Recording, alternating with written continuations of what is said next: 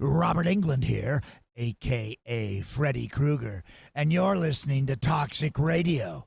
Check it out or die slow. Hi, it's Steve Morrison from the President Steve Show, and you're listening to Toxic Radio. Get infected like you would with a cheap hooker. Hey, buddy. Rah. Hey, man, that's a sweet heavy metal happy hour t-shirt. Where'd you pick that up? Thanks, dude. I got it at the Toxic Radio shop. Toxic Radio has a shop? Yeah, dude. It's in the app or online at toxicradio.net. That is sweet. Yeah, and I also got a rockin' Toxic Radio hoodie and a Red Band Underground shirt. Dude, I'm gonna look so rockin' at the party tomorrow. Well, I think you look pretty now. Oh, wait, what? The Toxic Radio shop is a place to get all your Toxic Radio gear. Shirts, hoodies, stickers. Find it at toxicradio.net or on the app. Don't buy it safe. Buy it toxic. Hey, where you going, man? Hey, this is Kel Mitchell, and you're listening to Toxic Radio. Uh-oh, it's getting toxic. Well, here we are, starting to work our way into this new normal. Oh, what fresh hell is this? Actually, it's not so bad.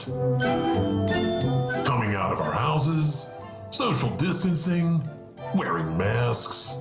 Actually, I kind of like that part. I feel like a sexy bandit. Except sometimes I forget my pants. What the hell? The point is, we're all going to get through this. Take care of each other. Be considerate. Wash your hands. And remember, Toxic Radio is here for you. We'll rock you with the music and entertain you with the shows. We'll make it just a little easier to adjust to this weird new world. I love you guys.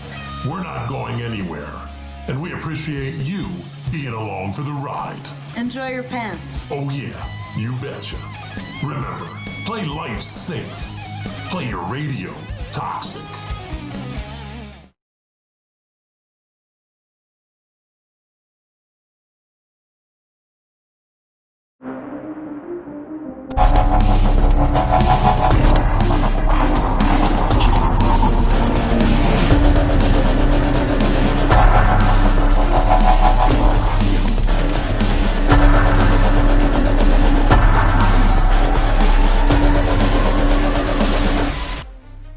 Welcome to Wire to Wire Week 3.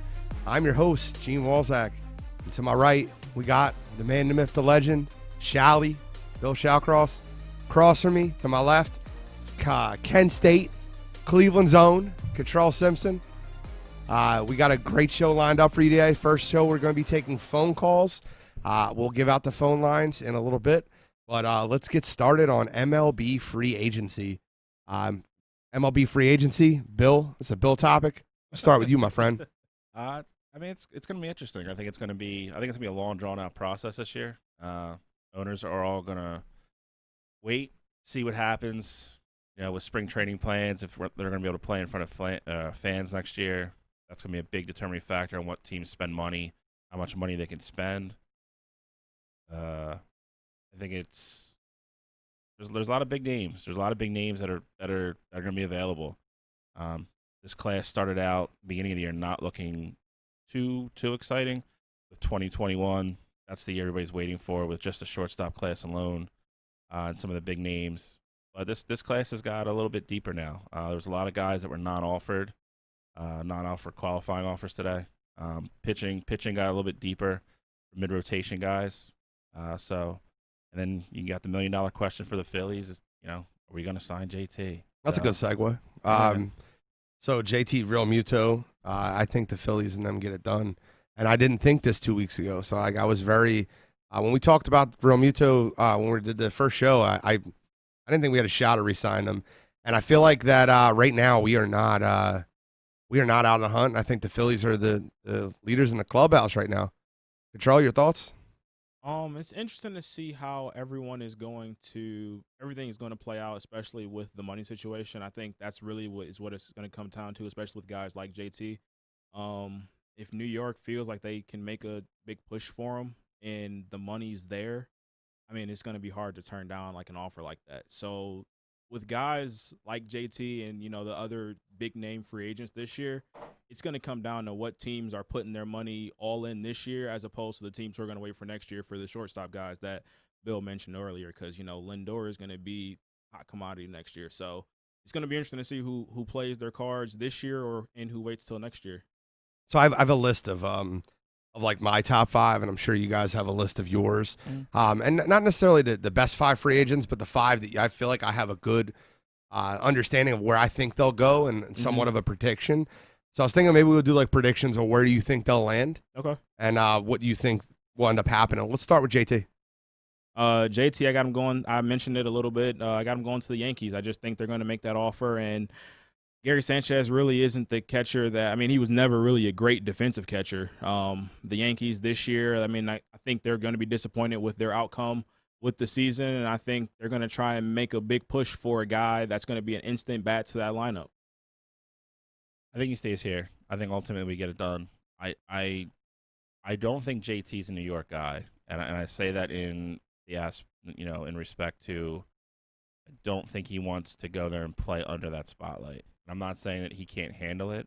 I just think if he had a preference, he doesn't want to play there. I don't know if the Yankees can afford him. The Yankees have guys they have to re-sign now, and listen, if you saw anything in the playoffs, they need pitching. I don't know how much money they're going to dedicate to the catching position when they have 2 guys on the roster. And again, Gary Sanchez has kind of become the lost guy in that lineup. But they have bats up and down that lineup everywhere. What a difference 1 year makes for Gary Sanchez. Caccia's right, though. He started to struggle defensively, and they kind of put up with it because he was hitting. And then when you stop hitting, now it's like, all right, well, now we're just going to put the best defensive guy behind the plate because we have 9 other guys in the lineup that hit a home run. He's in a tough spot right now. He's owed a decent amount of money. I'm very curious to see what they, how they handle him. There's only so many things they can do. I don't think he's tradable at all. Nobody's going to eat that contract for a guy that doesn't receive the ball well. And that's why I don't think the Yankees sign. That's why I don't think the Yankees sign Real Muto, is they have a lot of money invested in the catcher position. Well, then they have money invested literally everywhere else, and they have. Listen, as good as that lineup is, they have needs. The Mayhew is a free agent. I think they absolutely love him. Yeah. I can't see them not trying to bring him back. What a glue guy he is, man. What a glue guy. Dude, they got him for nothing. Seriously. For nothing. And he can play damn near anywhere. Like in a pinch, you can put him in the outfield. And he always seems to come up with a big hit. He's just a good hitter. He's just a good player. He's one of those guys you watch hit and you're just like, he understands the art of hitting in baseball. Like he just gets it. Ultimately, I think JT stays here. I think the Harper thing does matter. And I said this before. I said this to you when we were talking about it. His agent played it perfectly. His agent, put it out there publicly that he wants to stay here. So he gains leverage on both sides there. Obviously, it makes the Phillies step up their offer and really pursue him and get something done. But it also, if anybody like the Mets or the Yankees are trying to steal him, they know they got to offer more money now. So he's going to get paid. I hope it's here because if he leaves here, it's a huge hole for us. Do you think that this free agency class is really affected by COVID and fans in the ballpark? Because I think that if you're a free agent in this class, I almost feel like you're getting cheated out of millions of dollars. They absolutely are. There's no doubt. I think the premier guys. I think you have JT, Trevor Bauer, maybe a select few guys. They're going to get paid. They're going to get their money. But I don't think they'll get overpaid. I don't think there will be any. I think that what happens, the reason the Phillies are going to end up getting him, in my opinion, is I think that no one's going to get overpaid, and I think that the offer the Phillies are going to bring in on him will be a reasonable one.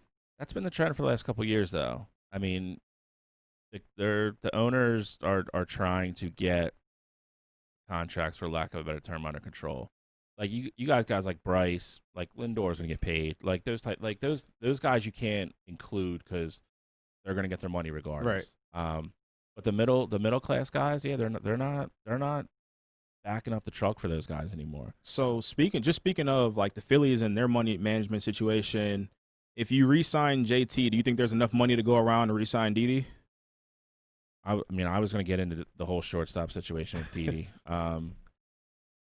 I think a lot of that depends on what Didi wants to do. Didi rolled the dice, for lack of a better term, and played on the 1 year, prove it to me, show me deal, and he played well. Somebody's going to give Didi a longer term deal. I don't see why it can't be us. We just chopped a ton of money off of our payroll because we literally have no bullpen arms right now. We didn't offer anybody, so it's. Well, that the bullpen deserves zero money anyway. That was the worst bullpen ever. Nobody's going to argue that fact, but we do have a ton of slots in the bullpen we need to fill. You do not have Sir Anthony next year. That's already a done deal. So you're literally starting wise. I never thought I would say this. You have 4 guys probably slotted in the lineup for the rotation next year already, and obviously you have Nola Wheeler. I don't think there's any way they bring Jake back. No. Eflin and Spencer Howard. Yeah. We need a lefty. But that being said, I want Trevor Bauer. I know. So we'll get into Trevor Bauer next. That's actually a really good transition to Bauer. Getting back to your question, though, I think the only thing that hurts Didi and even like Anderson Simmons and a couple of the other guys is if you're a team that's really in the shortstop situation, they're probably waiting until next year. Right. I don't know how crazy people are going to, unless that is like and I can't think of a team off the top of my head that like their only hole is shortstop. That's a team that might go out on a limb for Didi or Simmons or somebody like that. If not, all these other teams that aren't close and they want to build around a shortstop or get one of those guys, they're going to wait till next year. They're not going to. Didi's not going to get a huge deal. I don't think he will. And again, and he loves Girardi. He loves playing for Girardi. He loves being here. That's what you said. You said that. Like that's. I kind of want the transition on that when you said that he's going to have his choice and it's where he wants to play. And in my eyes, I know he likes playing for Girardi, and he had a good time playing here this year. Listen, I think it's way better than average chance that we re-sign him. Again, it's going to be what he's looking for and what he wants, and what Middleton's willing to do. That gets a little scary because JT is going to be the number one priority. They're not going to get Didi done probably before JT, so that's the only thing that worries me with Didi. Speaking of the major league owners, Nicholas on the wire line, we'll call it the wire line, talking about the minimum qualifying offer. The qualifying offer is 18.7. What do you think Trevor Bauer goes? And so like, what are your thoughts on Trevor Bauer? You said you want him to come to Philadelphia. I'll start with Cottrell because I think I know where you're going with it. Trevor Bauer. So I got a kind of random location for him. I can see him going to somewhere like Tampa Bay. Okay. I can't. Only reason why I say something like that is because they're going to need pitching. I mean, Morton's going to be gone. See, I think they're going to get Morton back. We'll get into that. Then. I think they're going to let Morton go just to get a younger guy. Trevor Bauer is going to be. I mean, he's the best pitcher I think in this class. So he's going to have a lot of money rolling his way. But I think for him, and who's the richest owner in baseball right now? He's just new richest owner in baseball. I think at this point in his career, though, he wants to win. He's going to the Mets. I think I could see him going. I could see him going to the Mets, to the Rays to try win a ring. I don't think there's any shot in hell he goes to the Rays, but none. Simply because they're literally if they sign him, they're literally going to double their payroll. Yeah, and there's no shot they're doing. But I mean the idea that they were this close this year, and I mean their pitching was good. Don't get me wrong, but I think Trevor Bauer is one of those guys that can get you over the hump for next year. I have the Mets making big splashes this year. New owner wants to spend a lot of money. He's already on Twitter asking us, "Hey, who do you guys want? What do you guys want us to do?" Like, I think that's a lot of not that it's smoke and mirrors, but I think it's a lot of him just getting the fan base excited. And listen, I think the Mets are going to be in on all these players. I don't know. That's been a bad team for a long time. I don't know, like Charles said, I don't know how many new ownership, a lot of money, and a big market, and a crap team. I don't think they're that much of a crap team. You have to. All right, you go outside of. I mean, DeGrom is by far the best player on that team. Okay. You have a second baseman who's going to be 35, making a boatload of money. I think they get Springer and Bauer.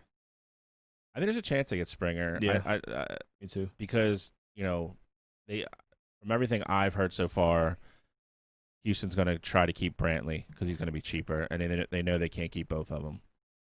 And they're going to try to save money because Correa is in that shortstop class next year.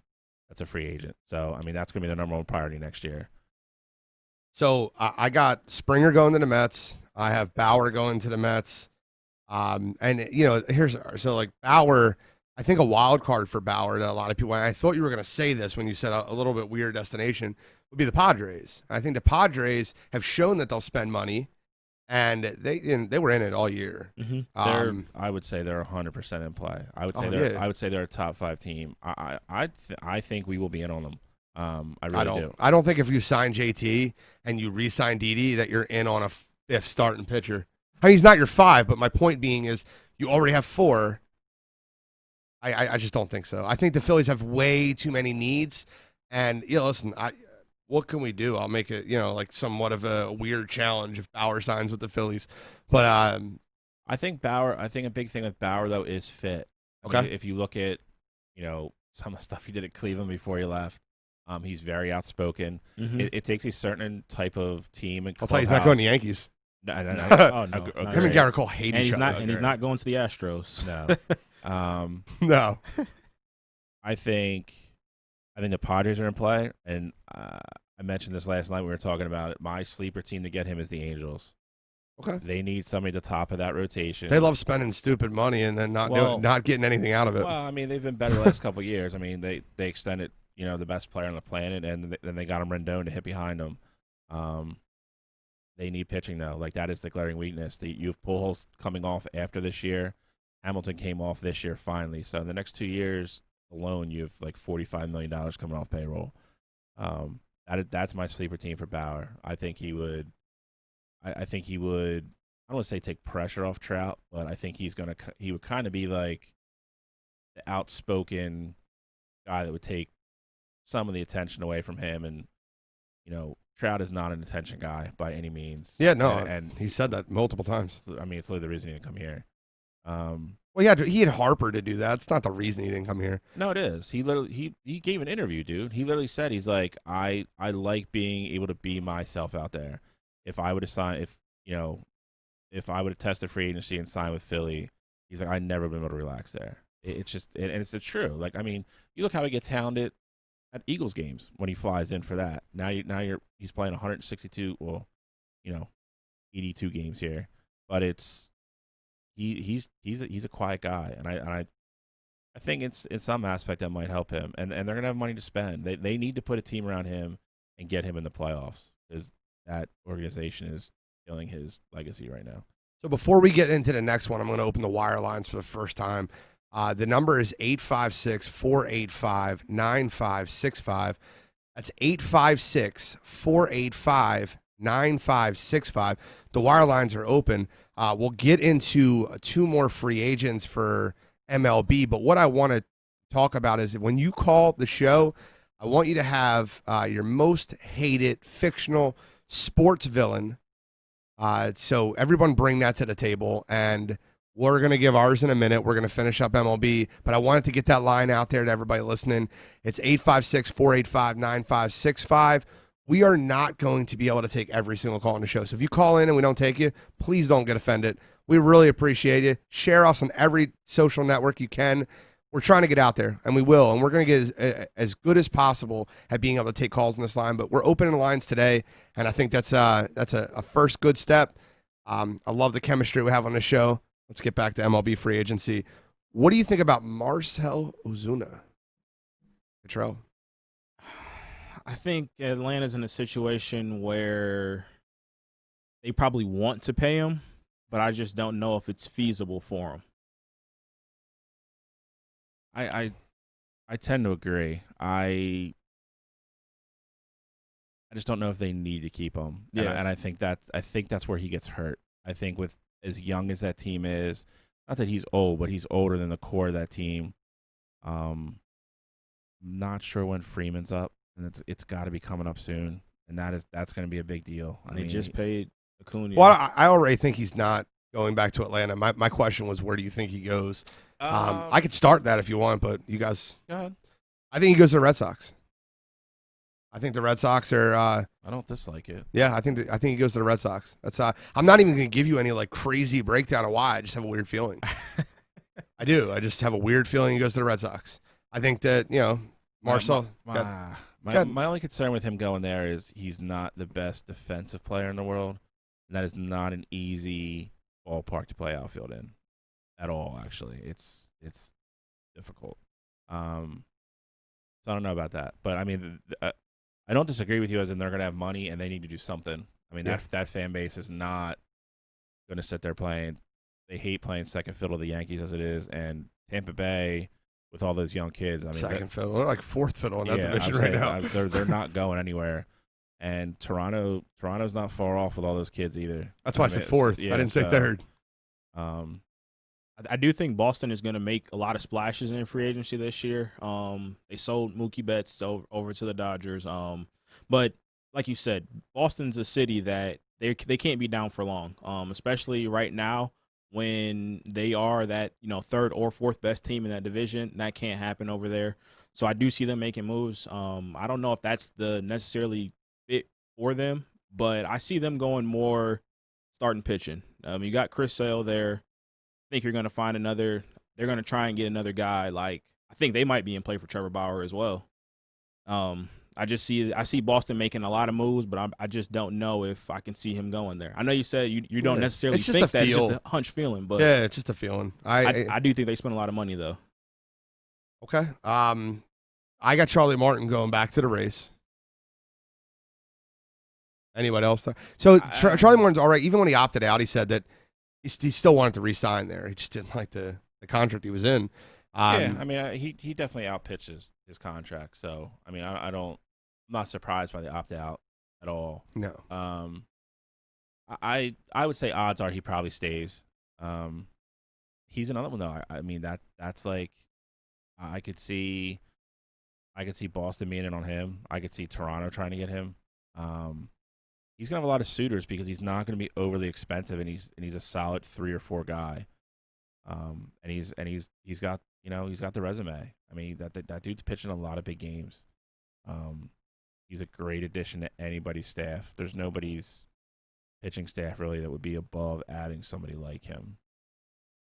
All right, so to recap my 5, and then you guys can add somebody out of your 5. I have Real Muto staying with the Phillies. I think they get it done. I really do.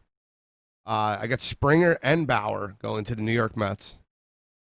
I have Ozuna to the Red Sox, Charlie Morton to the Rays. Bill? I have JT staying. I think Bauer ends up on the West Coast somehow. I would love for him to be here. I think he... Padres, again, the Angels. I don't think the Dodgers can afford him with the $8 billion they have on the payroll already. I looked at a couple sites today, and they said that the Dodgers might be the favorite for him, which would be insane to add him to a Buehler-Kershaw rotation. I don't think he fits that clubhouse either. I don't. His big personality's hurting him. Listen, I love him, dude. So do I. I hope he becomes like the commissioner of baseball one day. I really do. But that, Mookie, for all intents and purposes, has always been considered a team guy. And you got to realize all those other young kids, they've all been there together. I mean, bringing somebody in like that's dicey. I mean, I know you're going to get, 20 quality starts out of him every year, and he could probably help you win. But he's definitely a guy that probably wears on people in the clubhouse. And he said he liked it in Cincinnati too, and he blatantly came out today and said that he is not, against coming back there either. I was just going to say, I think Trevor Bauer I think he's all in on winning, but I think he could find, that might be a good fit for him in Cincinnati, especially. I mean, he's a finalist for the Cy Young this year. And what if Cincinnati decides this year that they want to spend a lot of money? I can go on my list. They spent a lot of money last year, but no, they did. I mean, that roster's not far off. I do agree 100% with you. He's going to go somebody that is in a win-now situation. Mm-hmm. I do not think he's going anywhere where they're 2 or 3 years away. Go ahead. No, I agree. I was going to say, the other person on my list that I had going to the Reds was Didi. I could see him going there. They could spend some money to get him there. I know they spent a lot of money last year, but I could see them trying to get in that win now mindset. And if Trevor Bauer sees that, I think that could have him going all in on Cincinnati as well. So Nicholas Reyes just posted something on the wire line. He said he thinks Morton goes to the Mets or the Phillies. Let me tell you, Nick, why I don't think that's the case. I think, so if the Mets don't get Bauer like they think they will, then Morton would be their next option. But I think they get Bauer, and if they're not getting Bauer and Morton, in my opinion, I don't think the Phillies. I really don't think the Phillies buy a fifth starting pitching. I think they have so many issues. I really think the Phillies are going to re-sign Didi.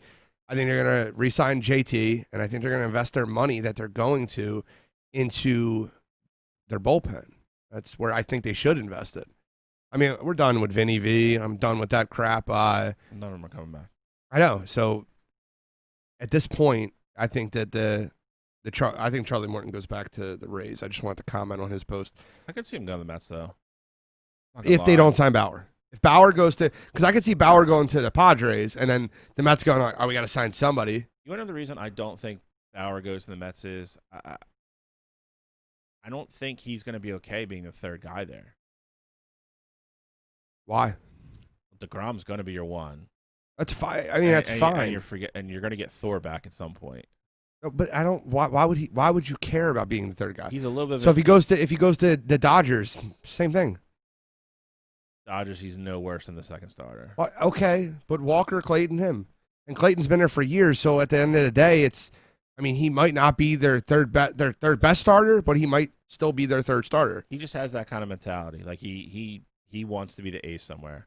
I mean, you know him personally? No, I mean, but I'm just kidding with you. I mean, he'll tell you too. I mean, there was times where he had issues between the whole him and Kluber thing in Cleveland, because it was constantly like, who's the one, who's the one, who's the one. He has that chip on his shoulder. He wants to walk into a clubhouse and be like, I'm the ace of this team. Like it's gonna matter for him. And you can even tell, like, just by how some of his antics are. Like he knows that he's a good player, and he has a lot of confidence in himself, and so he wants other people to have that confidence in him as well. And like you said, like, he wants to be that ace on certain rosters. So I do think that will be important to him. Of course, getting paid is going to be probably his number one priority, and winning. But it's also going to be important to him that he is that guy. Like, he wants to be the person that teams lean on. He wants to be that guy. Well, like, you can either win or you can be on the mound. You can either win or you can be the guy that teams lean on. He wants to be both. He wants to be the think reason why you win. He wants to be the reason why the teams win. You need 2 to 3 top caliber starting pitchers in this league. You do, but how many bona fide ones are there in the league? That's a fair point. But it depends on what you consider a bona fide one. There's a lot of arguments. So is Aaron Nola a bona fide one? He's not. See, most people would argue he is. If you want to argue it, you can. But if he is, he's a lower tier one. He's Jacob deGrom is a bona fide one. Noah Syndergaard is a bona fide one. I'll disagree with that. Why? Noah? Because he's hurt. Well, A, he's hurt all the time, and B, look at his numbers. He had 1.5 good seasons, and he's regressed ever since then. Listen, he's got all the tools in the world to be. I think he needs to get out of New York. That's my personal opinion. I would love that. Bring him here if I could, but I can't. I'm all about it. He's one of my favorite pitchers in baseball. I hate saying that I love because I'm a Phillies fan. He's in the Mets. And he's absolutely got one of the best Twitter accounts in the world, too. He's hysterical. I would love to have him here. But, again, like you kind of proved my point. Do you consider Aaron Nola and Jacob deGrom in the same category? And I will tell you, there is no bigger Nola guy than me. He's not an elite number one. I'll put it that way. Okay. We got our first caller on the line. We got first caller on the wire line, Chris Charlton. Chris, welcome to the show. What's going on, buddy? Gino, how you doing, bud? I'm great. You want to talk about free agent baseball? Absolutely. All right, let's hear what you got. First thing, I want to know what the Phillies are going to do about getting a left-handed starter. Like, did we really just go a whole season without a left-handed starter? I love that he brought this up because I think there's somebody that got non-offered the other day that I think there's a really good shot we sign for like on a 1 or 2 year deal or something similar to what we did with Jake. So I heart this first phone call. Well, go ahead. Who's the guy? I think John Lester's a Philly. That'd be beautiful. John Lester? What do you think about John Lester, Chris? Beautiful. That would be beautiful. If we can get him cheap, like, I don't want to spend a ton of money on him. Like, he's getting up there in age. I don't want another Ariadic contract on the books. But John Lester is a great name. Absolutely. Chris, I just want to kind of big up you for a minute because you were on our Facebook page and you were commenting on one of Shallcross's posts about Michigan. I heard you took Michigan State money line. Money line, baby. No, I don't like this phone call anymore. Hang up on this clown. I'm done. All right, Chris, thanks for calling. Did you have something else? I have no faith in Harbaugh, dude. Harbaugh, he can't get it done. He should have been fired 2 years ago. I said the same thing on the show a couple weeks ago. The sentiment is starting to You grow. got hired to beat Ohio State, and you have yet to do it. They cheat. Chris, you're awesome. Thank you for being our first call into the show. Thanks, Take care, Chris. buddy. All right, Gene. The Lester was literally next on my list to bring up. I think if you get him for like, the problem is it's probably going to take like between 10 and 15 a year to get him. But if you do like a 2-year deal for 30 with an option, that's way cheaper than we got Jake for, and he's a better pitcher.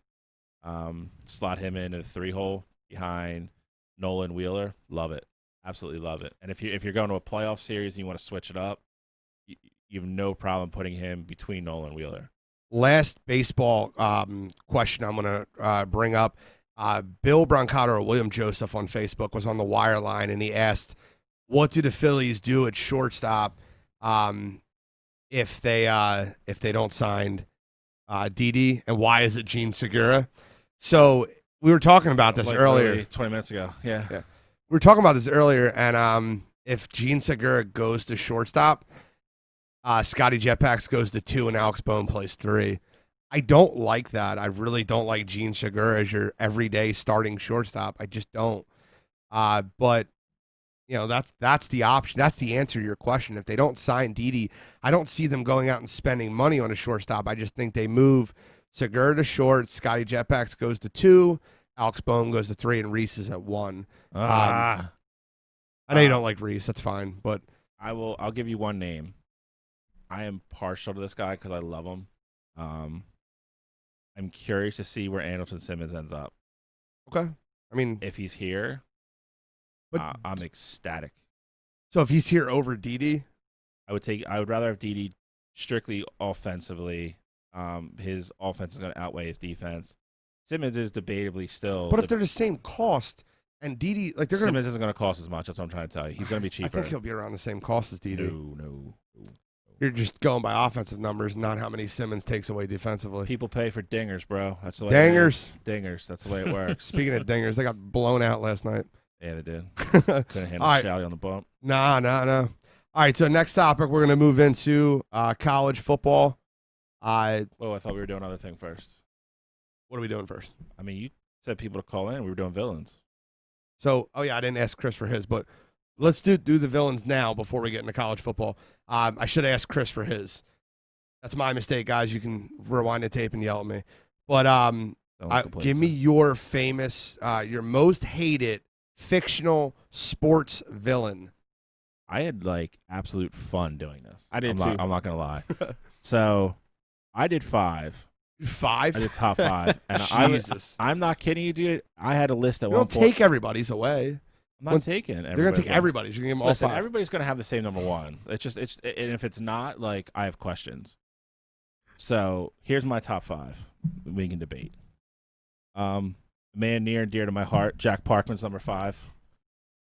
Jack Parkman, he's got the shimmy. The shimmy. If you guys haven't seen the Shally shimmy, you need to come out to Softball America and watch it. Please don't. Please don't.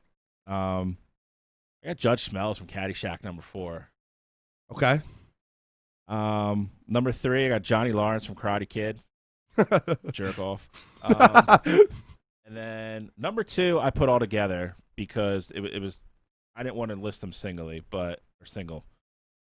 I got Apollo Creed, Drago, and Clubber Lang, all from the Rocky movies. You should have went last. Why? Because you're taking 5 already. Whatever. I could tell that was going to Controls. Control was very upset about that one. And then number 1, it has to be Shooter McGavin. Shooter. That's my number 1. That's mine. You jerk. Jerk store went with 5, but Shooter's number 1, man. Shooter is the. I agree. He has to be. It's hilarious. Shooter. You have number 1 or you somebody else? So I mean, I was gonna go with Shooter, but I'm like, you know what? I'm gonna be a little bit different. All right. I went with Ivan Drago as my number 1. I mean, you have to like think about it like this. Like, he kills Adonis Creed, and in the ring after he knocks him out, he says, "If he dies, he dies." I mean, I don't think it gets more villain than that. And then not only does he kill Adonis Creed, years later down the road, he gets his Apollo son, Creed, bro. Stop Creed. saying Adonis. He gets his It's son. hurting me. I'm he a gets Philly his guy. son- You can't ruin this. He gets his son to fight Adonis Creed, and there you go. Tries to knock him out too. He puts him in the hospital. Like, that's a villain for you. Listen, Rocky 4 is my favorite Rocky, and I get a lot of slack for that. That's fine. Rocky 4 is my favorite Rocky. What? Yeah, it is my favorite Rocky. Rocky 4. I think go my- 4-2-1. I go 4-2-1 as my top 3, but that's just my opinion. I think I go 1-3-4. I'm with him. I hate it 3.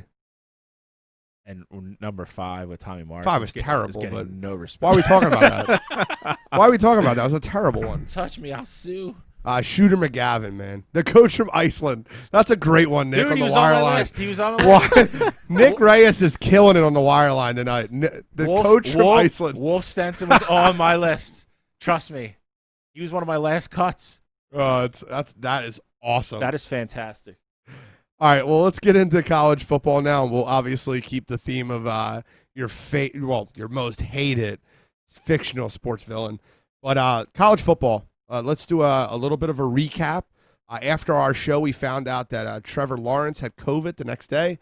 We all did our predictions on the Final 6. We're going to edit those, I guess, like this week's predictions on the Final 6.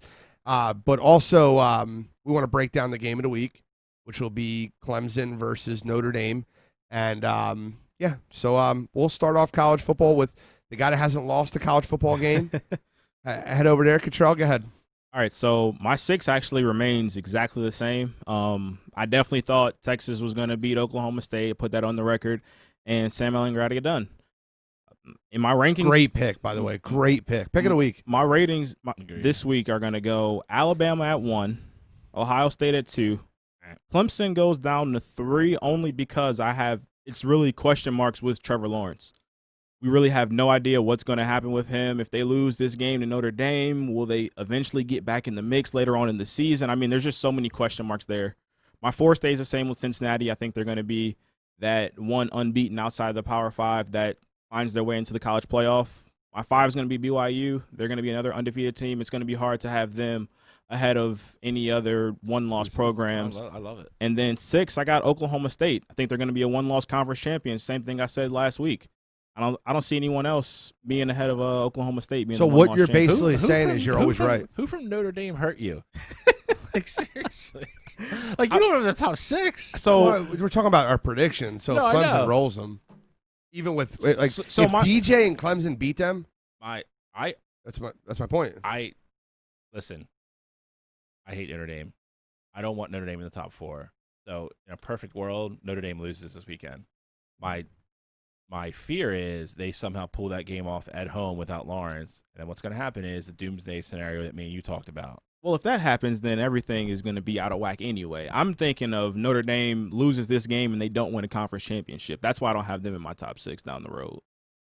Okay. I mean, I'm doing my rankings as we sit. So okay. I have Bama 1. I have Clemson 2 still. I have Ohio State 3. I do think Ohio State's going to move up. They've only played 2 games and they haven't played a good team yet. That's my only gripe with them so far.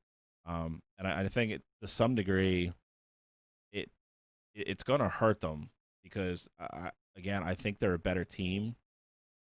They're going to have trouble jumping Alabama or Ohio State because I think the Big Ten is just it's not going to be that good. I mean, Penn State's 0-2.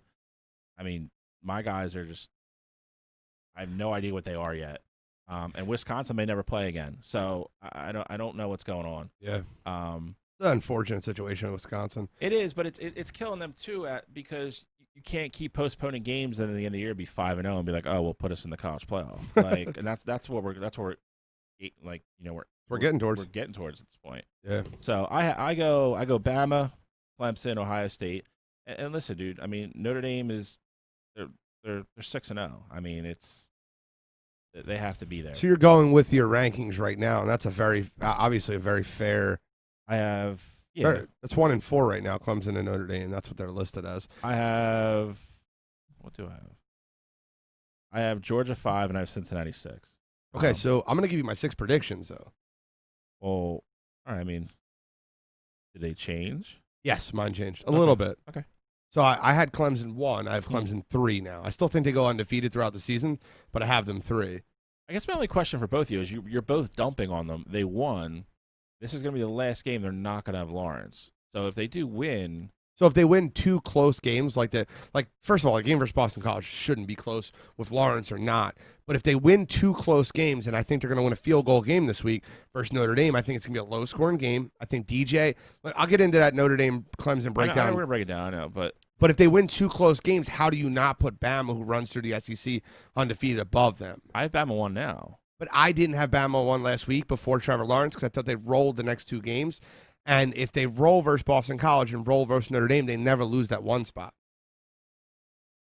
Because in college football, your strength of victory and how bad you kick a team's ass matters. Well, it does, but that's where the schedule's going to play. That's why I think ultimately, and I said it last show, I think if they both run the table, Alabama's absolutely going to be the 1 seed going in.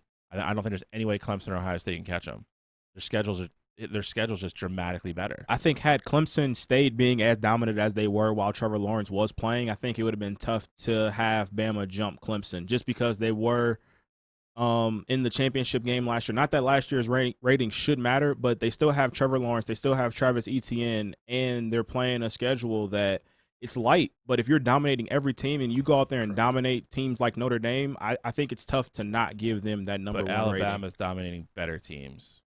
And they have if you take You can't say they dominated Georgia. Dude, they shut them out in the second half. They were losing at halftime. And then they came out and scored 27 unanswered points. But still, in that situation, like say they faced Georgia again in the championship This was literally getting to my point. Out of the 3 teams, they by far have the best win out of the 3 of them. It's not even close. That's true. Not even close. I agree with you with that, and I have Alabama 1 right now. So I have Bama 1. I'm going off of what I had Clemson 1, and the reason I had them 1, and last week I had Bama 2, Ohio State 3. Mm-hmm. The reason I had Clemson 1 is because if they rolled the whole season, and they're in the national championship the last 2 years, and I get it, we're going to act like that doesn't matter, but it does. It does. Trevor Lawrence being there for a 3rd year and knowing the players that are there, I'm not counting Ohio State, Nick. I get you. But Bama 1, Ohio State 2, Clemson 3. I got the Ducks still 4. They haven't played yet, but I have them 4. I think they're going to go undefeated through the Pac-12, and that's just my opinion. Cincinnati 5, and because of the close game, I added Notre Dame as my 6 for second out because I think they're going to lose a close game to Clemson. That'll be that. So you just said the reason you bumped Clemson down is because of Alabama, but then you bumped them down again for Ohio State. And Ohio State hasn't played anybody yet. 2 very close games bumps them down. Ohio State runs through the Big Ten, which is better than the ACC. They run through the Big Ten. They go undefeated on the season. It doesn't matter who's 2-3. They're playing each other. Fine, go Clemson, Ohio State. So 2-3 is irrelevant to me. Who's 1 is relevant. I don't see any way, especially if they beat Georgia again, I don't see any way that Alabama's not the 1 seed. I agree. We all have Bama 1 at this point. It sucks, but the way it shakes up now, if I don't think Clemson, Ohio State's avoidable in the semifinal. I just don't. Yeah. Unless one of them loses. And then the worst case scenario is Notre Dame wins this weekend because then they're going to play again the ACC championship game. Clemson's going to win that game with Lawrence. And then all hell breaks loose. Then you have a really hard time keeping Notre Dame out with 1 loss when their only loss is Clemson. This is like one of those years where something weird happens. Absolutely. Like Auburn upsets Alabama the last week of the regular season, and then Alabama wins the championship. Just something weird like that. It just feels like that's going to be the case this year. I mean, it would be lovely because I want the national championship game. Like I said all year, I want it to be Ohio State versus Clemson. I would pay money to watch that game on pay-per-view. Yeah, I mean, even more on that weird note. We're going to preview this game, but like with Clemson and Notre Dame, if Notre Dame wins this game, even if Clemson goes undefeated and wins the ACC, depending on what shakes out everywhere else. So if Oregon is a undefeated Pac-12 champion, they have to get in. And depending on what shakes out in the SEC, you might have to leave a one-loss Clemson team out, depending on what happens. Like this year is going to get crazy here with these next few weeks coming up. There's no shot that happens. And I'll tell you why. They're not going to penalize them enough for losing on the road with an 18-year-old quarterback to, at the time, a top 4 team. And if they come back with their full team and beat them in the ACC championship game, they're absolutely going to go to the college playoff. There's no matter shot if you don't think even if everyone else goes undefeated, you don't think so? Undefeated. You only have 2 teams. Even if you want to go, well, BYU and Cincinnati are going to go undefeated.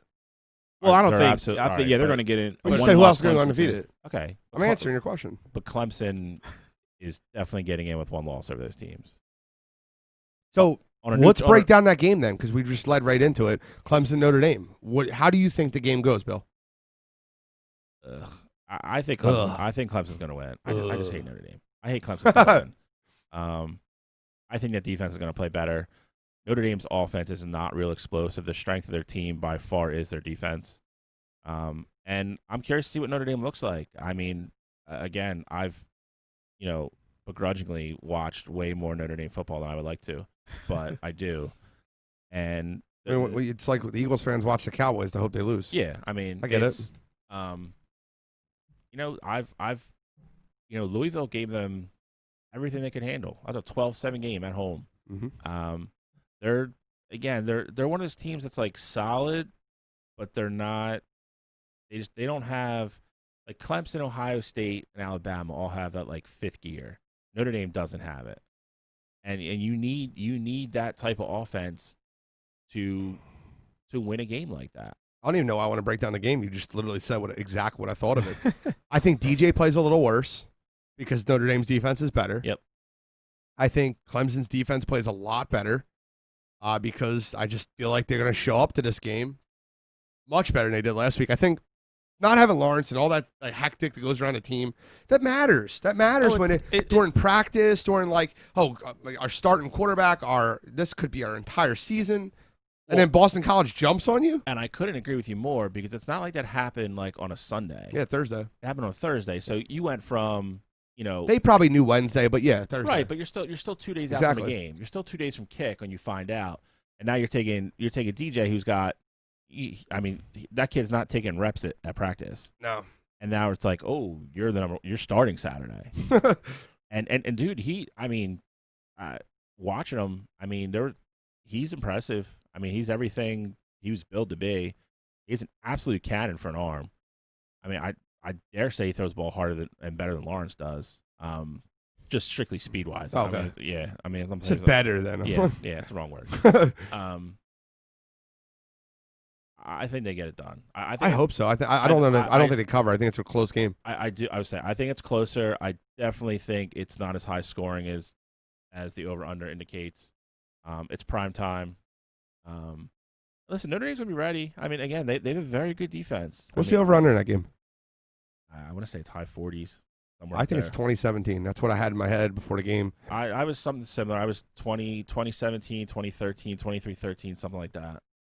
And then I think Lawrence comes back, and then it's just all she wrote. Mr. College Football, what do you think? Over-under's at 51.5. Okay.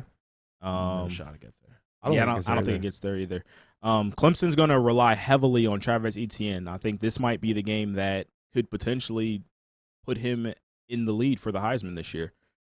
There's going to be a lot of hungry Notre Dame players. A lot of them were there in 2018 when they lost that playoff game. Ian Book was the quarterback of that team, so I think he's going to be mentally motivated to play better and perform. But I just don't see how you can get it done against this team. I'm not a big fan of Coach Kelly over there. I'm not a big fan of Ian Book himself. And Dabo's going to find a way. DJ's got a game under his belt now. Dabo's going to find a way to get everything together for that game against Notre Dame. And I think he realizes that the season's really on the line here. Because if you lose this one, you're not in great shape. Like, you don't control your own destiny still, I think. If you have Trevor Lawrence out this week and he comes back next week, who's to say he may not come back a little rusty next week? Who's to say he's not feeling any lingering symptoms? Not saying that's going to hinder his throwing ability, but he just may not be as comfortable. So I think this game is it's really important for both teams, but Clemson's been here before. They've played in the big games. They know what they need to do, and they'll find a way to get it done against this Notre Dame team. Okay, I want to remind everybody the wire line's open, 856-485-9565. That's 856-485-9565. Back to what we're talking about, I think we should give our college football pick for this week. Now, before we do that, I want to let the listeners know that this is going to be the last week that we are undefeated as a group. We're 5-0. Mm-hmm. You're 2-0. You're 2-0, and I'm 1-0. I canceled the one game because Pitt's quarterback didn't play. So we're 5-0 right now in the college football season, and knowing your picks already, this will be the last week that we're undefeated as a group. I'm going to start with you, Cottrell. Okay, so the other game of the week this week is going to be Florida against Georgia. Right now, Florida is a 3-point underdog on the road against Georgia. Florida's lowest scoring game this year has been 38 points against the South Carolina team. That offense is explosive, and they arguably have the best tight end in the country in Kyle Pitts. This is going to be a game where I think it's going to come down to who can score in the late in the fourth quarter. And I'm not a big believer in the Georgia offense. I know they have some games where they've scored high points, but since Jamie Newman said that he wasn't playing this year and he opted out, that offense has never really clicked for me. I mean, we talked about the Alabama game, and a part of it is that Alabama's defense is great, but another part of it is that Georgia team offensively, I just don't know if they have it in them to adapt to not even what certain teams are playing, but I just don't know how talented that team is altogether. Throughout the past, few years, we've seen that them have like these talented guys like Todd Gurley, Nick Chubb, Sony Michel. Like they've had these talented running backs. This year, they don't have that guy. And so I got Florida edging them out this week on the road. So I can't argue with you because you've been unbeaten and you've predicted upsets. I love what you're picking. Bill? I'm taking Georgia. So we're undefeated against undefeated. The best This is great. The best defense in the country. Your offense stuff is kind of on the mark. They also went up and down the field with Alabama for a half before Alabama made some adjustments. That offense is going to score. I think as good as Florida's offense is, they do not have a normal Florida defense. I think Georgia is gonna find enough ways to score, and I think it's gonna be really hard for Florida to score on Georgia. And are they playing this at Georgia? Yeah, it's at Georgia. Why are they not playing Jacksonville? That's where they play every year. That's the only reason I'm asking. I mean, Georgia's the home team. I don't know if they're playing at Jacksonville. They play. I don't know. I wish I was a little bit more prepared there. Yeah. Thanks for throwing me off there. They usually play at Jacksonville. There's obviously one team's home, one team's away, or whatever, but they usually play because it's like in between. It's, the big thing every year. They always play neutral site. I just think I believe in Georgia's defense. I think Alabama, for the most part, usually is kryptonite for Georgia. It's like the one team, no matter how well they play, something crazy happens and Alabama wins, or they just get outplayed. I just think they're a better team. I just think top to bottom on both sides of the ball, I think they're just a better team. So I'm going to teach you little gamblers out there. I'm going to give you guys some piece of advice that I gave a couple weeks ago, and I'm going to give it again. The spread for Georgia-Florida is not 3. It's 3.5. Well, it was 3 earlier today when I looked. It's 3.5 almost all week. It's 3.5 almost every book. And when a spread is 3.5, what I tell you guys a couple weeks ago, and I'll teach you guys again. When a spread's 2.5, they're begging you to take the favorite because, you can win by a field goal. When a spread's 3.5, they're begging you to take the dog. Well, they can win the game or they can lose it by just 3. So because we're all picking Georgia-Florida, I think Georgia wins the game, and I think they win it by double digits. I agree as well. So I think it's a 10-point game, and I have Georgia. So one of us is going to go down this week, and you guys all have done a great job as far as picking games. So any last comments on college football before we move on? Go Bucks. Who do you guys have this week? Rutgers. Oh, Jesus. So, yeah, I mean, I think, I hate to say we're, without seeing the Pac-10 teams play yet. I mean, so that's obviously a big asterisk to this, conversation. I mean, I think the SEC is kind of just separating again. The ACC, take Clemson out of it. I mean, Miami's okay. They're just not. I think they're ranked 7th right now. The Big Ten was primed for that this year. It's not, Wisconsin with COVID and Penn State losing to Indiana and their best linebacker in the country opting out. They were primed for that this year. But yes, you're right. Yeah, I mean, it's the Big Ten, for lack of a better, and then again, this hurts Ohio State. I mean, those two programs not being good hurts Ohio State down the road. If Penn State goes and loses another game or two, they're done now. Well, but my point is, you can't be like, oh, we beat 8-1 Penn State, like we're their loss. Like, oh, you guys beat 5-3 Penn State. Like, that's not a quality win anymore. Who the hell knows what our record's going to be by the time that game happens? We're probably going to lose this weekend. So 5-3. I'm just kidding with you. No, I mean it's feasible now. I mean it's, we're supposed to play. We still have Wisconsin, depending on what happens with them. Penn State's still got to come, and obviously Ohio State. I mean, I won't be shocked if we lose this weekend at Indiana. They're hot. Okay, and that's the craziest line on the board this week, by the way. 2.5. Yes, for Michigan. Yeah, I've seen it. Yeah, no parts. So, No Mike, Toxic Mike, do me a favor.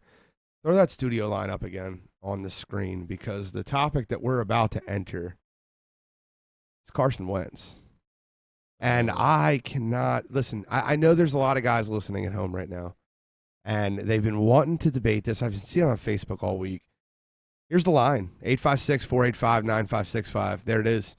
Carson Wentz has been getting a ton of national heat too. Not just Stephen A. Smith. It's not just local. This is a national story.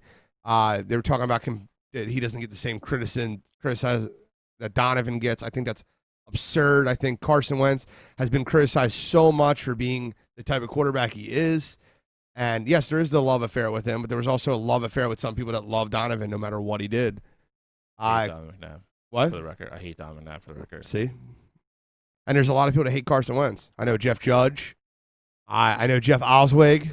Probably said his name wrong. Oh, well, he's a Cowboy fan. But Dak.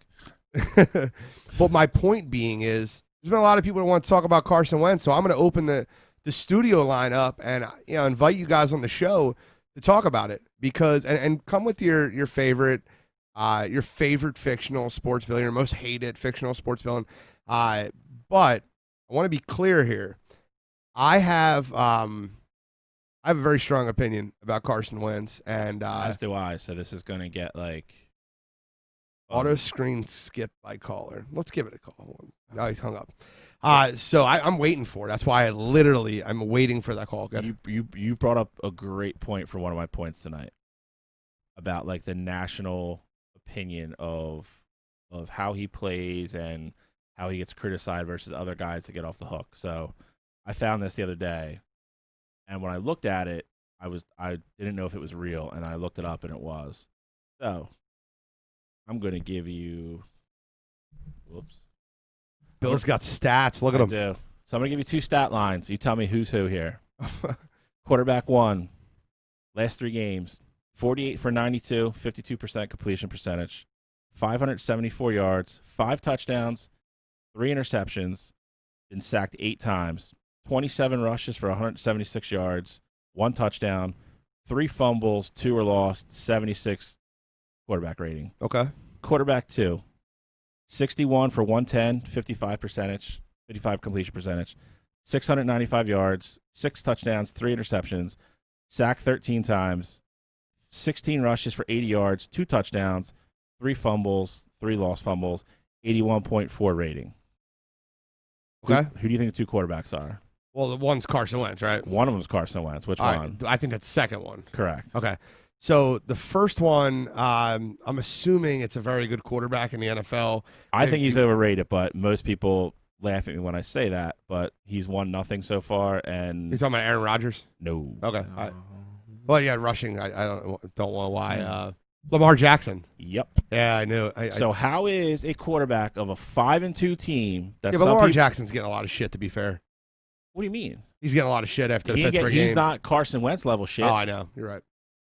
Not even close. No. So I'm going to make my Carson Wentz point, and I really hope that someone's got the balls to call in and debate this, because I love this. I love this. This is me telling you. So what the casual fan, and Jeff Perrone, if you're listening, what the casual fan tends to always overlook is timing, is route running, is trust in your receivers, is consistency.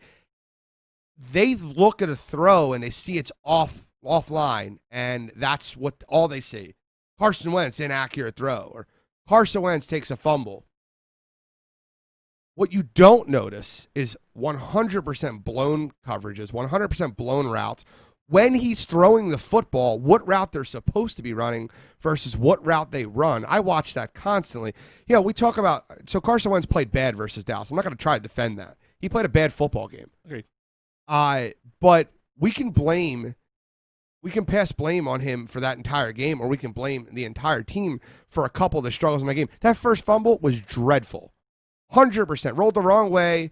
He held the ball too long. Could have easily threw it away. It was an awful fumble. Awful. We're not gonna try to pretend that it wasn't a bad fumble. The second fumble on 4th and 3, what do you want him to do? Leighton Vander Esch was untouched through the A-gap. On 4th and 3. Emphasize untouched again, because literally, like, it wasn't even like, oh, we missed a block. Like, literally, he just walked in. You can't run untouched through the A-gap. No, I agree. And he ran untouched through the A-gap. Boston Scott, a backup running back, missed the block. Thought he was going to drop back in the coverage. I mean, Vander Esch gave him like a pump fake, like he was going to drop back, but untouched on a 4th and 3. So, throw it away. Don't fumble. It's 4th down. They're getting it anyway. The interception that he threw to Diggs was a ball that he threw a 50-50 ball to his wide receiver. Didn't track the ball well. Not even a little bit. Didn't track it well. The wind moved it. I mean, listen, guys, you watched the Giants game, you watched the Ravens game, you watched the Steelers game, and you tell me that guy is not a great quarterback, not a good quarterback. I'm talking about a top 12 quarterback in the NFL right now. People are saying Joe DeCamera on 97.5 talking about, or 94.1, talking about he's the worst quarterback starting in the NFL right now. It's a joke. How do you listen to that garbage? Why you listen to us? Because that's trash. I'm tired of Elliott Shore-Parks and his garbage every single week. Literally, I don't know what Carson Wentz did to him. I really don't. But watch these football games, and your point last week that you made, Bill, I'm going to make it again. Take any quarterback in the league and take everybody off the roster except their center. And tell me how he does. So what's interesting about the Eagles and this hate that's going on with Carson Wentz is that I wholeheartedly believe that if you don't have Jalen Hurts on this roster, he's not getting this much hate. And I get that he has, his numbers aren't what you want them to be compared to that when they went on and won the Super Bowl, that season that he was having then. But at the same time, like you said, you have to realize what's going on around him. You have no receivers, you have no offensive line, and he's still finding ways to win these games and or be in these games. Like that, on paper, there's no reason why that Eagles team should have been in the game against the Ravens team. Like on paper, roster to roster, what they put on the field. What he did in that fourth quarter was nothing short of heroic. And the Pittsburgh game. Like paper to paper, there's no reason why that Eagles roster should be able to compete with Pittsburgh as is. It's just really interesting, though, that the Eagles went in this direction to get a backup quarterback in the second round, and I know a lot of you guys hate that, but that alone puts so much more scrutiny on Carson Wentz to perform now. Nick Foles is in Chicago now, and it's absurd that people even think that Nick Foles is a better starting quarterback or would have been a better starting quarterback here or anywhere than Carson Wentz. That's just, you're starting to untrue. See the difference there. I mean, he's starting and listen, point blank, Nick Foles has better offensive weapons than Carson Wentz does right now. He does. Who doesn't? New England. That's the only team in the whole league that doesn't have better offensive weapons than Carson. And people on Philadelphia radio are literally arguing that Travis Fulgham is a great offensive weapon. Yes, the kid's played well. Are we forgetting he got cut from 3 rosters and joined the team 5 weeks ago? What type of chemistry do you build with a quarterback within 5 weeks, and half those weeks? All right, go week 1, ready? Who do you equal starting wide receivers week 1? Deshaun Jackson, Jalen Reagor, J.J. Arcega-Whiteside, right? Week 2, it was different, right? Week 3, it was different. Week 4, it was different. Week 5, it was different. Every single week, it's been a different group out there. Ertz got hurt. Jeffrey's still on a milk carton. Jackson gets hurt every goddamn season. Ertz being out, that's his security blanket. Goddard got hurt. Miles Sanders got hurt. What are we talking about? Just watch the goddamn game. This man won that game in New York with 2 fourth-quarter drives in a row. Kept them in the Baltimore game. Kept them in the Pittsburgh game. They're 2 of the top 7 defenses in football. I can't sit here and listen to this garbage. I drove up here listening to Joe Giglio and Elliott Shorter-Parks. These guys are trash. Trash. How they have a job talking sports is beyond me. I'd rather play Wentz. I'd rather Wentz play okay for 60 minutes rather than get nothing for 40 and phenomenal for 20. It's Jeff Perone commenting. And Jeff, call yeah. Jeff. Call in. Hey, here's the other thing I want to get rid of. So you brought this up too. Throwing the ball away thing. I think there's times where it's absolutely true, and there's also times it's the most stupid argument in the world. So you know what else I did today? I looked up. Guess it was tied. Guess it was tied for the NFL league for throwing the ball away. Carson Wentz. Yeah. What are you going to do in the offensive line? The guy can't block anyone. Well, listen. It's gotten better. Has it? I mean, like, here's the thing. It's everybody wants to compare, like, 2017. All right, cool. Well, let's break down 2017 then. You have almost the same offensive line, but you have them all 3 years younger and healthy. Yep. So you have a healthy Jason Peters on the left tackle. You have a healthy Brandon Brooks. You have a healthy Lane Johnson. Yep. You have a 3 years younger Jason Kelsey. And you had Torrey Smith, who was a good wide receiver. Torrey Smith was still very serviceable. Alshon was in his prime. You had a healthy 3 year younger Alshon Jeffrey. Yeah. And you had Goddard.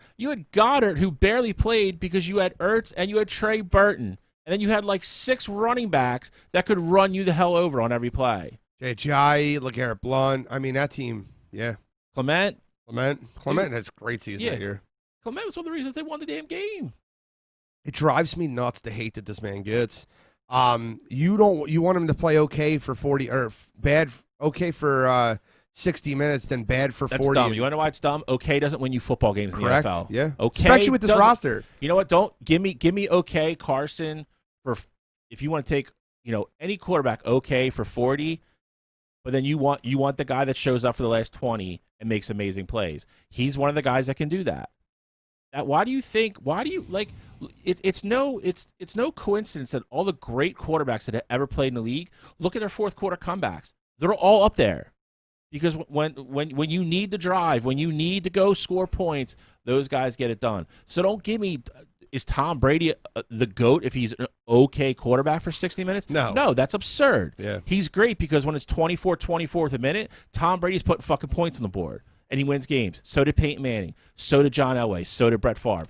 Those guys are all-time greats. Seriously, I'm not saying Carson Wentz is that, but I don't want okay for 60 minutes. That's the dumbest thing I've ever heard. I'm with you.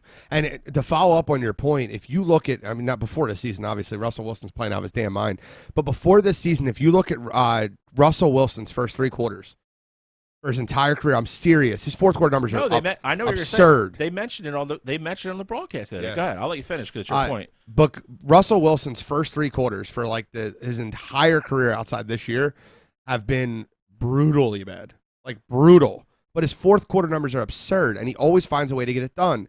And he plays out of his damn mind in the fourth quarter. A game that really, really, really, I remember like it was yesterday. The Packers were playing the Seahawks in a playoff game, and the Packers were up 16-0 going into the fourth quarter, and the Seahawks won the football game. That was the dropped onside kick. Yep. But Russell Wilson, for the last 3 drives of that game, played out of his mind, went to the Super Bowl, won the Super Bowl. But you don't remember for 3 quarters, he played brutal. It was the worst playoff performance I've ever seen in my life for 3 quarters. It was terrible. He had fumbled the ball twice. He had thrown two or three interceptions. The Packers were shutting him out. The Packers under Mike McCarthy never had a shutdown defense, and they were shutting him out through 3 quarters, maybe 2.5. I think maybe they scored at the end of the third quarter. But this is what I'm talking about. And Russell Wilson, every quarterback in the league, not named Cam Newton, has better weapons, and it's arguable in New England. It's arguable. Has better weapons than what Carson Wentz is dealing. And you could blame anybody on the front office for that. Peterson has a little to do with the play calling, a little. I'm not going to really give him full blame. I'm giving the blame to the front office. I'm tired of this roster that gets put out there and like, well, Fulgrim's a good wide receiver. He was on a practice squad cut from 3 teams. I mean, the only thing I would say with him is, I mean, I wouldn't put him down. I mean, the kid's been great. I'm not. He's been great. If there's a silver lining to anything, like maybe we finally got lucky and like everything just started to click for him here. Yeah, no, that's fair. And he's going to be valuable going forward because usually that works in the opposite for us. We cut somebody and then they go somewhere else and they're a star. That's usually how it works in Philadelphia. And this past Sunday, you got to watch why Greg Ward was on the practice squad for so long. That drop on 3rd down was brutal. Oh, yeah. Guess who's tied for second in the league with drops from wide receivers? Carson Wentz. You're ready for stats. I told you Carson Wentz, and you were just loaded. I love it. Just because I knew that's what this was going to be, and I can't argue it anymore. Like, nobody on the call line, no. No. I mean, all the guys that have been Carson Wentz sucks for the first 3 weeks of this podcast on the comments, and now nobody wants to call. No, I was waiting for it. Let's get an NFL done. I'm done. I'm done my Carson Wentz. Do you have anything to comment on that? So I think it's important to put things into perspective, and the Eagles are going to win that division. And hopefully you get guys back as the season goes on, but that means Carson Wentz is just going to be that much better once these guys start to come back. And if you win the division and Carson wins you a playoff game with that team, I mean, this isn't even really a discussion at that point. Ready? I'll do it now because I don't care. We win the division, we host a playoff game, and we win our first playoff game at home. And I'll say it now. I don't care who comes here. I don't disagree with that. If you want to judge him, then judge him. We're on a bye this week. Next week, Goddard is already back. Ertz will be back. No, Ertz has one more game on IRA. It's 3 games, not 3 weeks. I wish it was 3 weeks. Ertz has one more game. So minus Ertz. Sanders will be back. Sanders is back. Jeffrey should be back. If Jeffrey's not back, can we just tell him to stay home? We can't, dude. It's too much money. I get it, but like, Jesus Christ. I think Jeffrey will play. So, 3 weeks from now, when you have everybody and he has a 2 fumble, 2 interception game, all right, then you can trash him if it's literally on him. But until then, I'm just tired of hearing it. It's I don't care what sport you want to use. Like, go play at the highest level, but take 9 of the 11 starters you thought you were going to have for that game, replace them with people that shouldn't be on the field, and then go win. And tell me how that works out for you. In any sport, I don't care what it is. If you want to make it hockey, cool. You know what?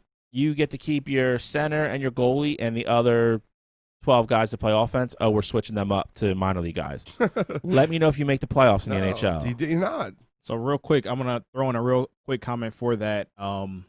If the Eagles do have a home playoff game, they're most likely going to have to play the Saints or the Bucks because one of them is going to win the division, and then the other one I would assume is going to be the number 1 wild card team.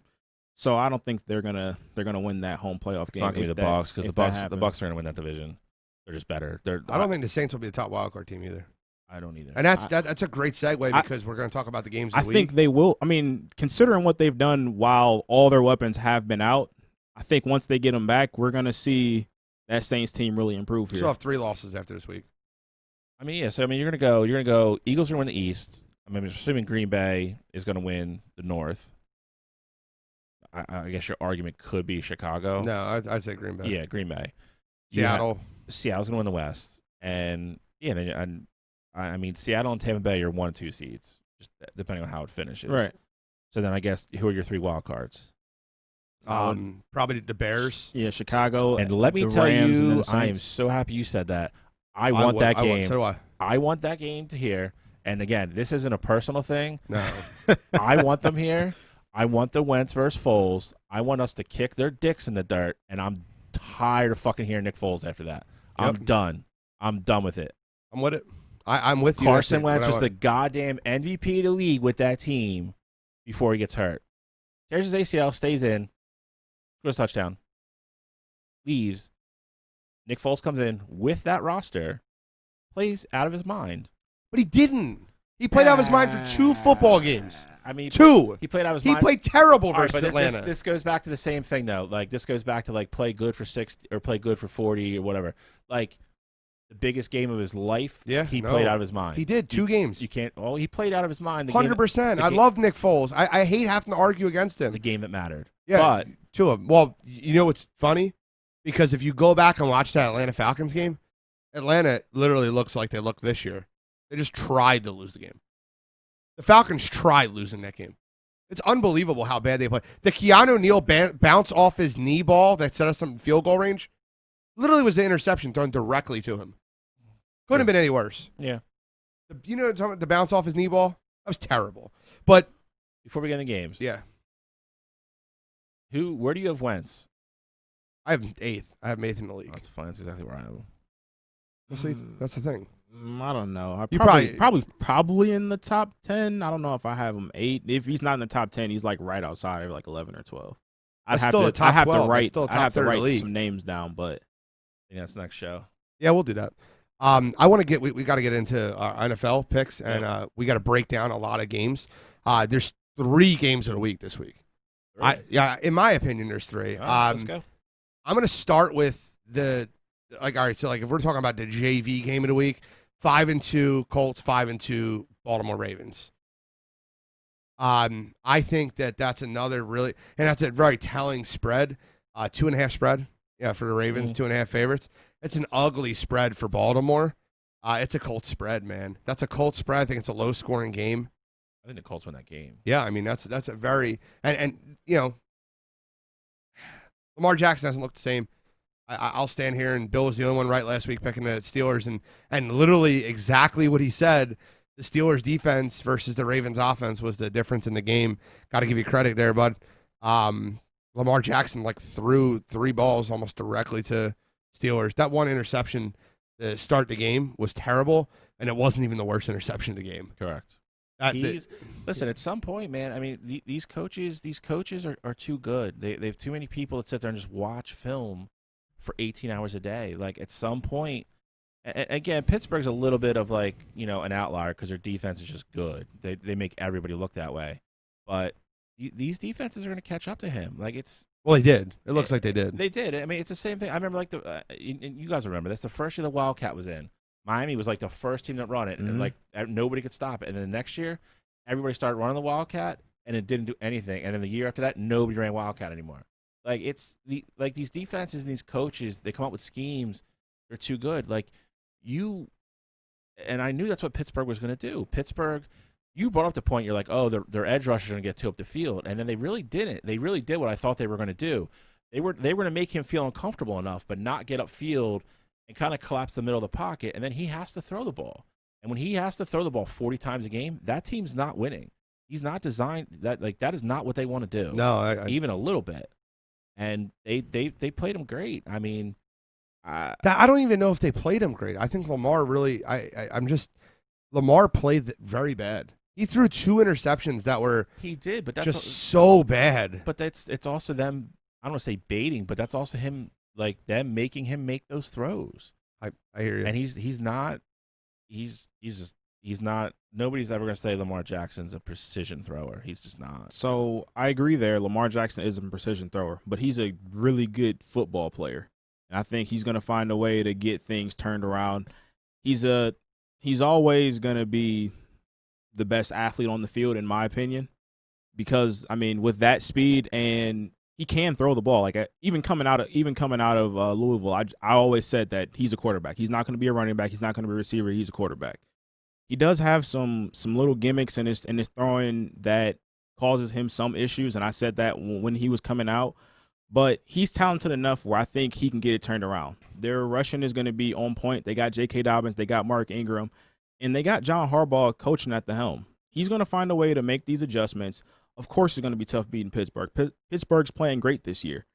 This Colts team is impressive. Their numbers are impressive. Their defense is impressive. But when they played, I saw them play the Browns, and I watched that game in full. And I know that game was a couple weeks ago, but I'm not a big believer in Phillip Rivers. I loved him as a talent. I think he's great. But Phillip Rivers is a guy who's going to give you probably 2 interceptions each game, in the big ones at least, against decent defenses. I think the Ravens are going to have a couple turnovers in that game, and their offense is going to get the ball with short field, and they're going to find a way to score a lot of points and get the job done. Okay, so we're going to do Pick'em shortly, brought to you by Statement Games. But is this a game you're going to be putting on your That's one of them. So I got the spread. Okay. 2.5. I kind of figured you were going there when you said that. The other 2 other games of the week, and I just going to get a quick opinion on it, and then we'll get into Pick'em.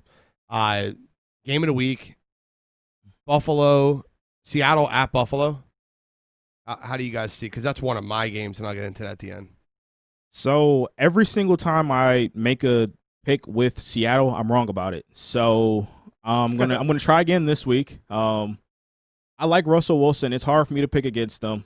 I know they're on the road. They got Buffalo. I'm still not a big believer in Buffalo. I like the way that they changed their offense, with Josh Allen. I like the move with trading for Stephon Diggs, and that offense is starting to get a rhythm, I guess you could say.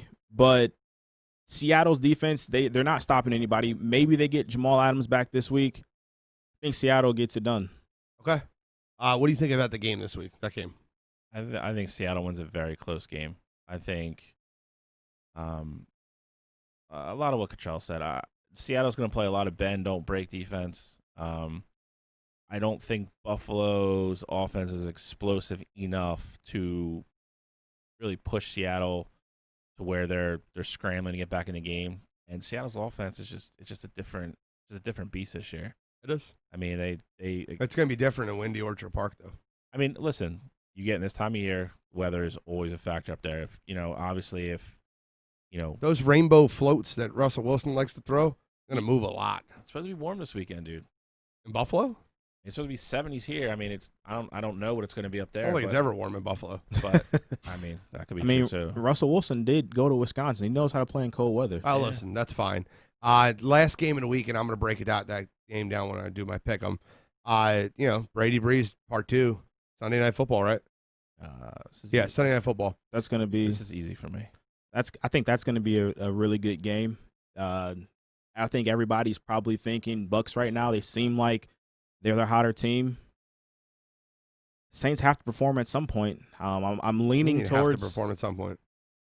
When I say that, I mean that it seems like they keep putting out these underperforming efforts.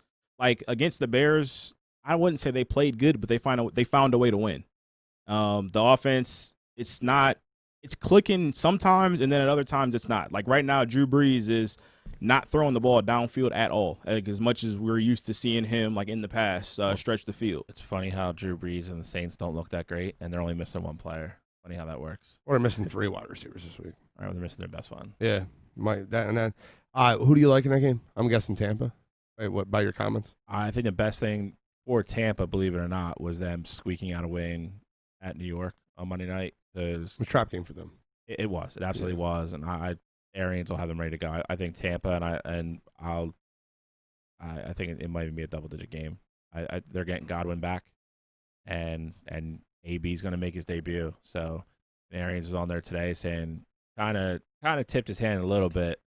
They were asking him like, how much he's going to play, and he's like, it might be 15 plays, might be 30. He might play every play of the game. Like they're going to integrate him. He's going to play. And his connection with Tom Brady is very, very good. You have pass plays. You're going to have Antonio Brown, Mike Evans, or Chris Godwin running on the field at you. I don't know what the hell you do. I don't. And then if you cover them, then you're going to have Gronk wide open in the middle for like 25 at a pop. I just don't. And Saints defense just isn't impressive enough for me to even They made a move right at the deadline that I really love, though. They got Quan Alexander from the 49ers, and they didn't really give up much to get him. So I think that's a player that can make a difference for that defense. The defense has struggled, and I thought it was a great move to get a linebacker right before the deadline, especially for cheap. He won't be able to play Monday, though. No, yeah, he won't be able to play much. But just in total, like just seeing him down the road. Trade deadline was awfully, brutally boring today, too. Yeah, I'm going to give you guys a bonus pick this week. StatementGames.com is giving us they wanted to give some money away. Nobody's got a perfect 12 for or 10 for 10 for statements on them. So like, hey, listen, Nick keeps calling me. He's like, I want to give some money away to your listeners. So we're going to give some money away this week for next week. So what StatementGames.com is doing for us this week is us at Wire to Wire, we're going to pick 10 statements as a group. And not many people are going to beat us because we know what we're talking about. A little cocky there. But if you beat us on Statement Games, if you beat us, you beat our statements, you will be put into a raffle. You have to listen to the show. You have to listen to the show. You don't listen to the show, you don't win. I'll pick another name. I don't care. If you're listening to the show next week and you beat us on Statement Games, you'll win $100. Courtesy of Statement Games. You guys hear me talk about Statement Games a ton. I finished second 2 straight weeks in my pools. Like, it's driving me nuts. I need to win one. So hopefully I'll win one, and maybe I can put myself in the raffle. Nick can send me $100. But StatementGames.com, you got to put your picks in, make your 10 statements. I know a few of them, and I know a few of my statements, and we'll get into PICKEM, presented by StatementGames.com. I'm going to save mine for last because I'm giving 4 this week. I normally give 3. I'm 10-2 on the season in picks. I'm going to give 4 this week because I just wanted to give a bonus. Just because you guys are all listening, and I want you guys to win money at home. And please comment if you guys have won money on my picks. Like, I want you to make a ton of money. So, Bill, why don't you start them off? All right. I know you have this one as well because I don't know if the odds makers know something we don't know or what. I don't know how Arizona's only 4.5 at home against 3.5. I saw it up to 4 earlier, but yeah. I mean, even better, I'll take 3.5. Definitely taking Arizona. I don't know how Miami's getting that much credit. You don't know what Tua is yet. I mean, he literally had like 3. He looked terrible last week. He did, and he had like 3 drives, and the rest of that was all gifts handed to them by the Rams. Granted, they took advantage of him, turned all the turnovers into points. Like, that's fine, but I don't think if Kyler doesn't turn the ball over like that, I don't see Tua leading them up and down the field in that defense. I just don't. Okay, so you got the Cardinals? Cardinals minus 3.5 at home all day. I'm taking Houston on the road at minus 6.5. They're going to score enough on that team, and I can't imagine Jacksonville doing much offensively. Yeah, especially with Minshew out now. Minshew's out, so they're starting that 6th-round kid they drafted from last year. And as bad as they've looked the last couple weeks, I'm just going to take Tennessee straight up at home to get back on. So minus. They're like 250, I think. No, you're taking them on a money line. Yeah. Okay. Tennessee money line. All right, so Control. All right, so we hit on a game earlier. I like the Ravens. That's the 2.5 point favorites against the Colts. I think they get that one. They get that one higher than 2.5. I could see him winning by around like 8 to 10 points in that game. I've told you 3 times about those 2.5. You have, and each time they fail me. But I'm going with it again. Okay. People learn the hard way, bro. The Raiders-Chargers game is at 53 points. I'm going to go with the under in that one. Justin Herbert's been incredible, but I'm not a big believer in that Raiders offense right now. They did beat the Browns, and Bill, you guys were both right about that. Win conditions and everything, Browns weren't prepared for it, but that's a whole nother topic. We'll get into that one of these days. I'm just not a big believer in that Raiders offense, and the Chargers are probably going to score 30 points, and I can see the Raiders scoring somewhere around 13, 16, but that's going to hit the under in that one. And then I got the over in the Saints-Bucks game. It's at 51 points. I definitely see them blowing that one out of the water. It's going to be a high-scoring game, and I don't really see much defense getting played. Tampa Bay's defense has played better these past couple of weeks, but Drew Brees and those guys, it's a big game. I think you're going to have to score a lot of points to try and beat that Buccaneers team, and it's going to be a shootout. Okay, so I'm going to give you 4 this week because it got me so excited when we were talking about the big games, so I added it to my list. I'm 10-2 on the season, and last week I told you I loved 3 games, and I told you to bet them heavy, and they were 3-0. So I'm going to continue. I don't know what the hell the odds makers know that I don't. I don't know if people like read into that Miami Dolphins win at home versus St. Louis. Or at Los Angeles. Jesus, but Cardinals minus 3.5 seems like a gift. I don't know how they don't win that game by double digits. That to me is silly. Another gift that doesn't make any sense to me. I think it's a gift. Titans Bears. Two offenses really struggling. And the over-under's at 46.5. I'm taking the under there, and I like it a lot. So they're your non-sexy picks of the week. So you know what I do? I be bold. Believe in yourself. I believe in my picks. And I'm going to tell you that my game of the week, Seattle at Buffalo, and nobody circles the wagon like the Buffalo Bills. I'm going to take them +3, but I like them to win the football game. I like them to win the football game versus Seattle, and I think the Buffalo Bills take that game down. And the last game I added to my list, now this is a 1-star, 2-star play at best because of the 4.5-point spread, and I won't go money line on you. I'm going to take Tampa Tom, and I think Tampa Tom and the Buccaneers beat up on the Saints. I think it's honestly, I think that's a revenge game already. I think that Tampa wins the division, and if Tampa wins the division, they can't go 0-2 versus Saints. So I take Tampa Tom minus the 4.5. They're my 4 picks for the week.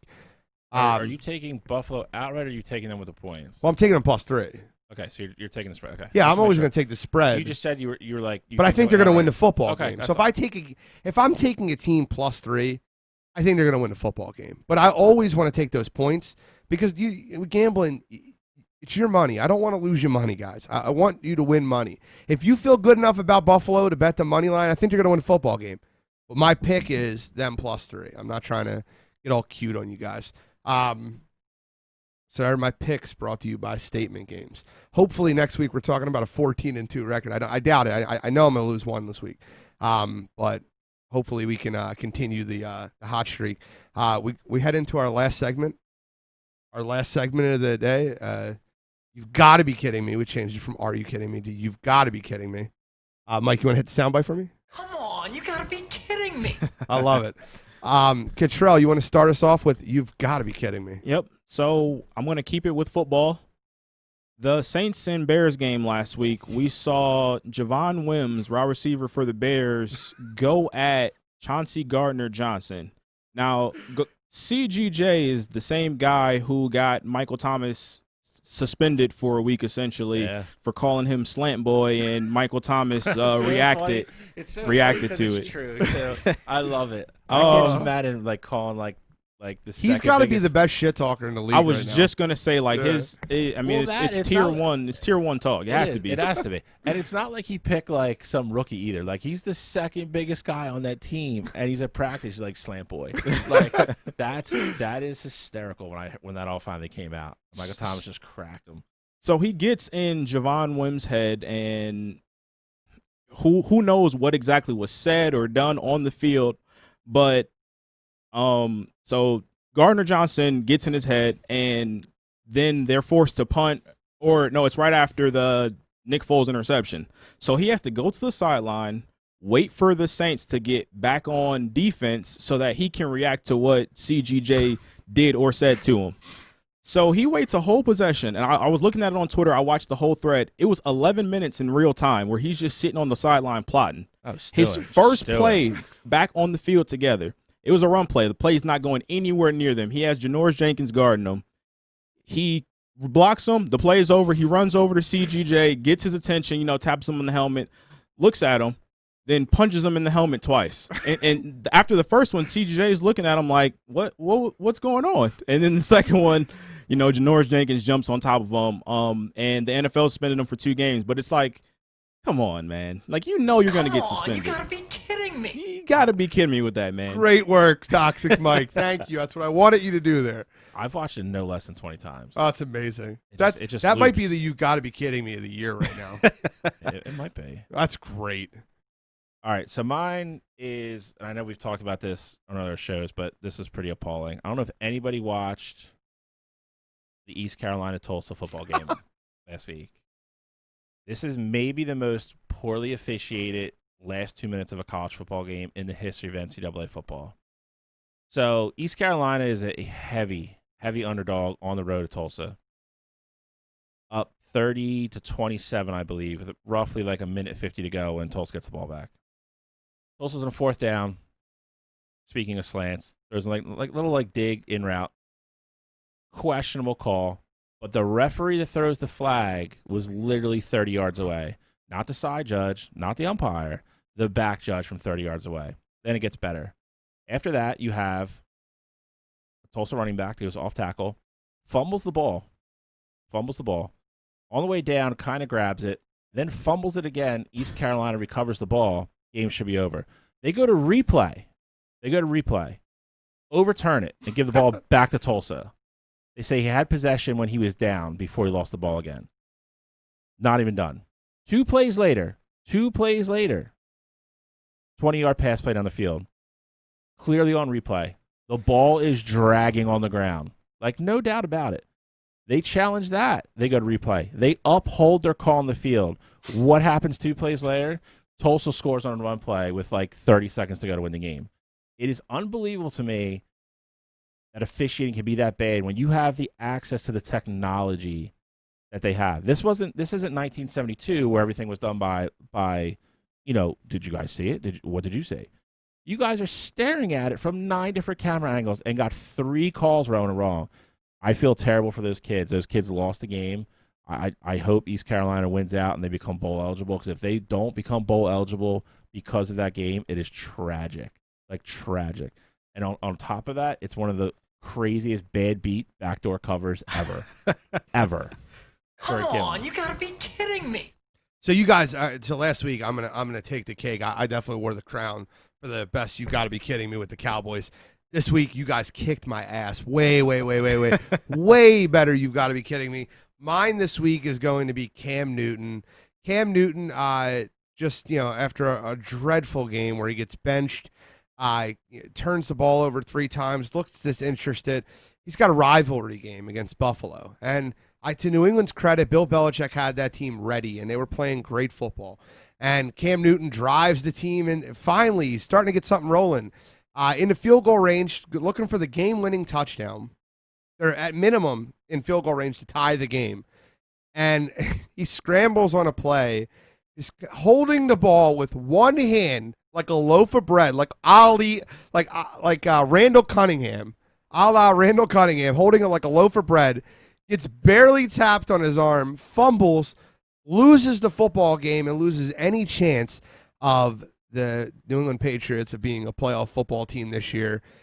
Cam Newton. Come on, you gotta be kidding me. He's just not good. I agree. Just not a good quarterback. So we're wrapping up for episode 4. I appreciate everyone listening. Next week, hopefully, we'll get a little bit more on the call line, on the wire line. Thank you guys so much for tuning in, for sharing.